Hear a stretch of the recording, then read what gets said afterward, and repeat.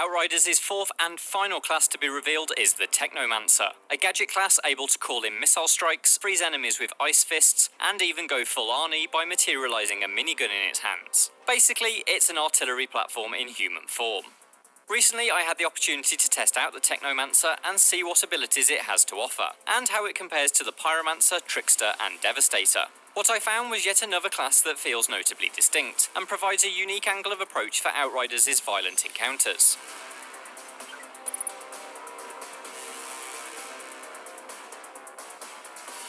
The Technomancer is much less direct than its sibling classes, as most of its abilities are deployables. Its initial trio of summonable gadgets are a good taster platter from the class's full menu. The Scrapnel is a bowling ball-sized proximity mine that's thrown like a grenade.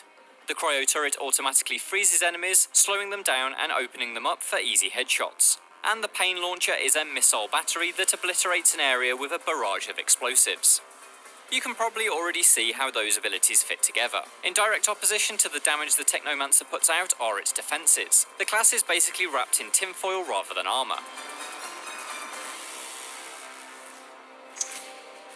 As the squishiest of the four classes, the Technomancer relies more on cover and letting its deployables do a lot of the dirty work. To help out, any damage inflicted, be that with weapons or gadgets, heals the Technomancer regardless of distance to target.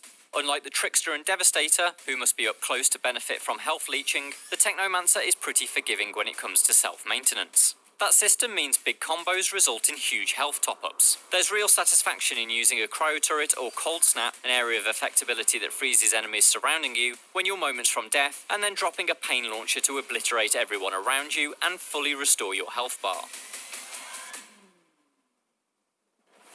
People Can Fly's designers promise that the flexibility of Outriders' skill tree means the Technomancer need not remain a glass cannon its entire life. That setup is just the base from which you build. Despite only having spent an hour with it, I can already see the class's potential in a support role. Fixing Wave is an ability that not only heals you and your turret children, but all players in the squad too. Combined with the cryo turret and the beefier blighted turret, which inflicts a poison-like toxic effect on foes, I imagine the Technomancer could be a great crowd controller, while also keeping HP topped up. For me though, the Technomancer feels more like a headline act when it's an all-out damage dealer.